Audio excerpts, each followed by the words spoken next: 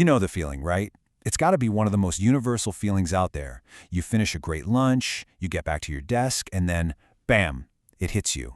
That heavy, drowsy feeling where all you want to do is just find a place to nap.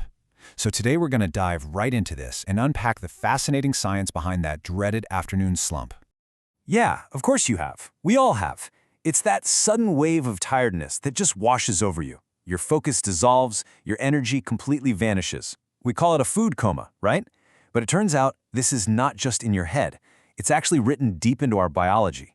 Okay, so there's a fancy scientific term for this, postprandial somnolence. It sounds complicated, but it's not. Postprandial just means after a meal, and somnolence is just a sciencey way of saying sleepiness. So, sleepy after eating. And while it's definitely not a real coma, it is a very, very real physiological state. The big question is, what's actually happening inside our bodies to make this happen? All right, so here's our game plan for today. We're going to break it all down. We'll start with why this slump is basically hardwired into us. Then we'll look at how the food on your plate can dial that feeling up to 11. We'll even take a trip around the world to see how different cultures handle it. And finally, the good stuff. Some real strategies on how you can beat the crash. Okay, so first things first, and this might surprise you. That afternoon dip, it can happen even if you skip lunch entirely. How crazy is that? That's because the real core issue isn't actually the food. It's all about two really powerful timing systems that are running in your body 24/7. The first system, you've probably heard of it. It's your circadian rhythm. Think of it as your body's master clock. Now, this clock doesn't keep your energy on a flat line all day. Nope. It's actually programmed to have a natural dip, a little valley of alertness every single afternoon. It's like a pre-scheduled appointment for rest, whether you like it or not. And then there's the second system, sleep pressure. This is pretty cool. From the very moment you wake up in the morning, a chemical called adenosine starts to build up in your brain. It's like a little sleep meter. The longer you're awake, the more this stuff accumulates, and the higher that meter goes, making you feel sleepier and sleepier. It's basically your body's internal stopwatch, tracking how long you've been up. So here's where the magic, or the misery, depending on how you look at it, happens. Right in the middle of the afternoon, those two things collide. You've got your natural circadian dip saying, hey, time to slow down, and at the exact same time, you've got about 6 to 8 hours of that adenosine sleep pressure built up. It creates this biological perfect storm, a powerful, intense, totally natural drive to rest. Okay, so let's talk about a really common myth. I'm sure you've heard this one. The idea that after you eat a big meal, all the blood just whoosh rushes from your brain down to your stomach to help with digestion, and that's what makes you sleepy. It sounds plausible, right? It makes a certain kind of sense. Well, it's just not true. It's a total myth. Your body is way, way smarter than that. Think about it. It has these incredibly sophisticated systems in place to make sure your brain always gets the blood and oxygen it needs. That's priority number one. So while digestion does take energy for sure, it's not literally starving your brain. The real culprits, remember, are those two internal clocks we just met. So you might be thinking, okay, if food isn't the main cause, then what's the deal? Well, here's the thing. While your lunch isn't creating the slump from scratch, it can absolutely act like gasoline on a fire. The type of food you eat can be the difference between a tiny dip in energy and hitting a full-blown brick wall of fatigue. Let's talk about the main culprit, carbs. A big, heavy meal full of things like pasta, bread, or potatoes, well, that's going to send your blood sugar soaring. Your body sees this and goes into overdrive, releasing a huge surge of insulin to deal with all that sugar. And it's that big insulin response, that up and down roller coaster, that can leave you feeling super drowsy and tired. Next up is tryptophan. Ah, yes, the thing everyone blames for their Thanksgiving nap. It's an amino acid you find in foods like turkey, sure, but also cheese and nuts. Now, when tryptophan gets to your brain, it gets converted into serotonin.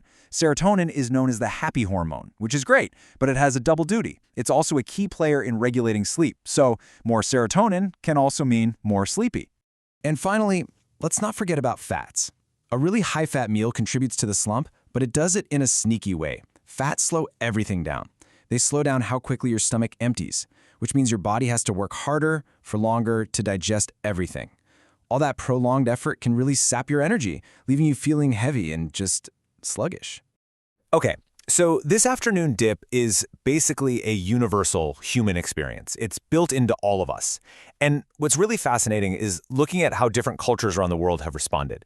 Instead of fighting it, Many have just embraced it, building it right into the rhythm of their daily lives. I love this. It's like a quick world tour of napping. You've got the famous siesta in Spain, a tradition going way back.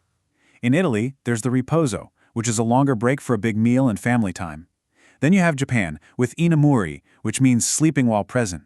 It can actually be seen as a sign that you're so dedicated you've worked yourself to exhaustion. And in China, the wuxie is just a normal, accepted part of the day.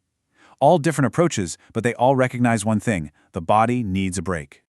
And get this isn't just about feeling a little more refreshed. There are some serious health benefits here. One study found that people who regularly took a siesta had a 37% lower risk of dying from heart disease. That is a huge number. It's likely because that midday rest lowers stress on the whole cardiovascular system. But then there's the other side of the coin. In so many other cultures, we have this relentless hustle mentality. It's this idea that you have to be on 24/7. Rest isn't seen as a biological need. It's framed as laziness or even weakness. You're supposed to just power through. And that power-through approach, it has a staggering price tag. In the U.S. alone, the loss in productivity from people being tired costs the economy an estimated, wait for it, $411 billion every single year. Turns out, ignoring our own biology is incredibly expensive. All right, so what can we actually do about this? The key really is to stop trying to fight your own body and start working with it. It's about being smart. So let's get into some real practical strategies that can actually reset your nervous system. Now, I know what your first instinct is, mine too. Reach for that cup of coffee, right? But here's the deal with caffeine. It doesn't actually get rid of that adenosine, the sleep pressure chemical. All it does is block your brain's receptors so you can't feel the sleepiness. It's like putting a piece of tape over a warning light on your car's dashboard. The problem's still there. A real reset uses things like daylight and movement to send genuine wake-up signals to your body. So here's your 4-step action plan. Super simple. Step 1, get some daylight. Seriously, just go outside for 5 or 10 minutes. Bright light is the most powerful cue for your body's clock. Step 2, move your body. A short walk is perfect. It gets your blood pumping and wakes you up. Step 3, hydrate. Being even a little dehydrated can turn a small dip into a major crash. And step 4, eat smart. Go for meals with protein and fiber to keep your energy stable, and maybe don't go for that giant plate of pasta. So really, here's the key takeaway from all of this. That afternoon slump, it's not just some annoying, random hour of the day. Think of it as a signal. It's like a daily report card from your body. It's giving you direct feedback on your sleep from the night before, how much light you're getting, what you're eating, and if you're drinking enough water. It's a readout of your whole system. And that brings us to the final big question. When you think about it, after looking at the deep biology and the wisdom from cultures all over the world, is this afternoon slump a bug in our system that we need to fix with caffeine? Or is it actually a feature of our biology, something we're supposed to listen to and embrace?